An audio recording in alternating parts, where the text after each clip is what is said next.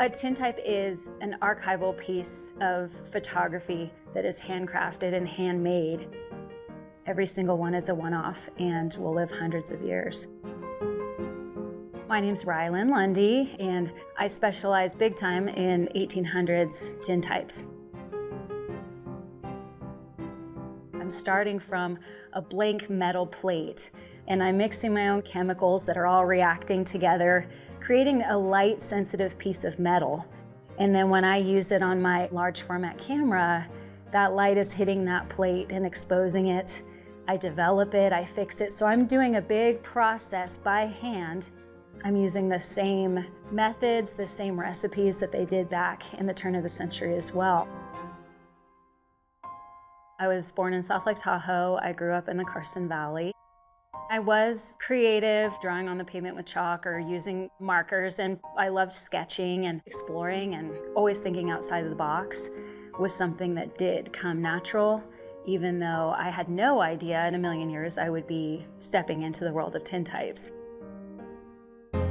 My studio is located in downtown Gardnerville, and the building I'm in is actually the historic diamond cutting school. There's a lot of cinder block, a lot of vaulted ceilings, a lot of windows. They really catered this building back in the day for diamond cutting education. It's a privilege to be in a historic building doing a historic process. The camera I do work with most is my large format. It's a Chamonix camera. It's a beautiful piece of artwork in itself. It's a 10 by 10, so it can handle up to a 10 by 10 plate. I can go down to a 5 by 7, even a 4 by 5. And the lenses that I acquire, a lot of them are time period. So those are different in terms of the camera itself. The very, very first step is connecting with my subject as they come in. Before I even put my hand on a tintype yet, I like to have some conversation, get to know somebody that's coming in, which is such a different experience for somebody in this day and age that we're just not conversational anymore. So people that come in, I want to connect with them and I want to build that trust.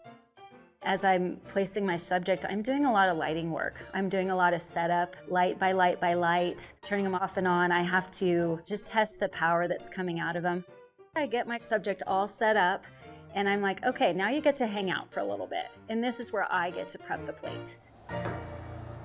Back in the late 1800s, they would use iron, like thin sheets of iron. I am using more or less aluminum. I will take some collodion. I describe collodion as liquid film. The ingredients in that vary, but the recipes are from the late 1800s. All of its components that are going to react to the light and all of the chemistry are in that bottle.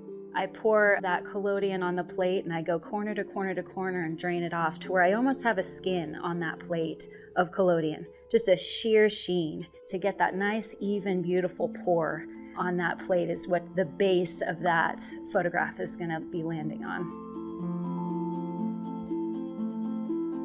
So I get that plate ready and I take it to my darkroom, and I've got a tank full of silver nitrate. I put it in that silver nitrate for a few minutes, about 3.5 minutes, and that silver nitrate is reacting to the collodion, and it's creating halides, and it's having a chemical reaction to make it light sensitive.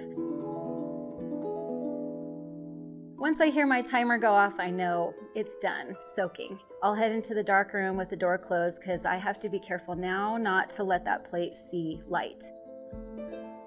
I have a plate holder for my large format camera, and I will put that plate in the plate holder in the dark room.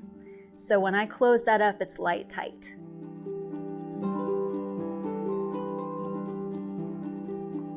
I'll fine focus my subject's eyes. I'll make sure everything at that point is kind of lined up.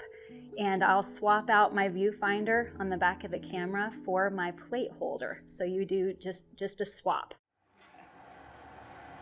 And here we go. I fire that flash.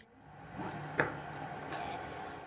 And that's what hits that plate in the moment and exposes it. I take that plate holder out of the back of the camera and take it back into the dark room and pull the plate out. So now I have an exposed plate and I hand develop it. You need to be pretty steady and sweep it well on that plate, keep it on that plate and really oscillate it So there's a technique to putting developer on a plate, because you'll see every wave, every line, every hesitation mark, depending on how it's applied, which can also yield some really beautiful interpretive things. If things kind of go wrong, so to speak, sometimes they end up being really right in the end of the day, you know, just looking through the lens of the 1800s. I submerge it in water to stop that development so it doesn't push the developer too far. Basically, it looks like a negative at that point. Second to the last step is basically fixing it, which is a highly diluted form of potassium cyanide. And it yields just beautiful, punchy blacks, kind of a golden tone. In some of these, it has that little antique-y tone that I really love.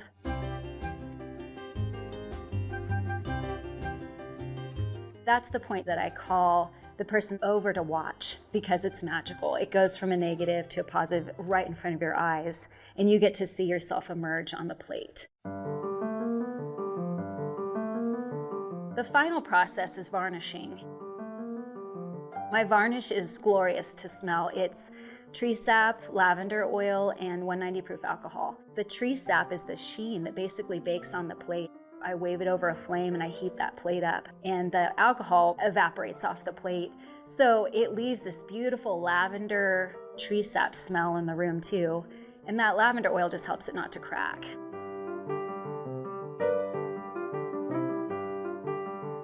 I think there's something about this that has longevity and tangibility and history that it feels an honor to be a part of in this valley that no one else is doing here.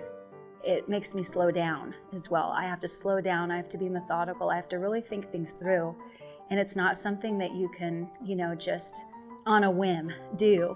And so I think I really enjoy that aspect of when someone's really moved by it and they see almost their soul in a different way in this, because it does bring out each human in such a different way. I think that is something that's very alluring and kind of addictive in this process too, is pushing into that, and I absolutely love it.